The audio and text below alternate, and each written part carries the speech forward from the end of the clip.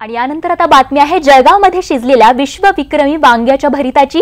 जळगावमध्ये थोडं नव्हे तर तब्बल 3000 किलो वांग्याचं भरीत तयार करण्याचा विश्वविक्रम साकारण्यात आलाय। तर कसं शिजलं हे विक्रमी भरीत बघूयात आमच्या प्रतिनिधीचा हा लज्जतदार रिपोर्ट।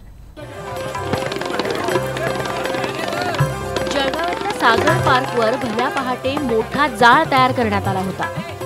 ही सुरुवात होती एका विश्वविक्रमाची। थोडं नव्हे तर तब्बल 3000 किलो वांग्याचं भरीत शिजवून विश्वविक्रम करण्याचा संकल्प जळगावच्या रहिवाशांनी सोडला। सकाळपासून सगळे झाडून कामाला लागले। जवळपास 10 पलंगाच्या आकाराच्या जागेवर कापसाच्या पराठ्या पेटून वांगी भाजून घेण्यात आली।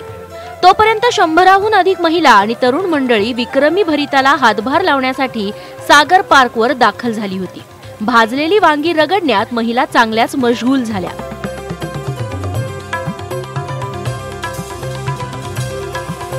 दुसरीकडे भरीतासाठी लागणारा मसाला तयार करण्यासाठी खुद्द विश्वविक्रमी खिचडी शिजवणारे प्रसिद्ध शेफ विष्णू मनोहर देखील जळगावात हजर झाले।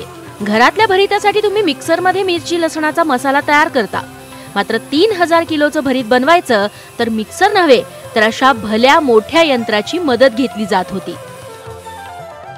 3500 किलो भरताची वांगी, 300 किलो हिरव्या मिरच्या, 120 किलो लसूण, 100 किलो कोथिंबीर, 150 किलो गोड तेल, 10 किलो जिरे आणि 20 किलो मीठ।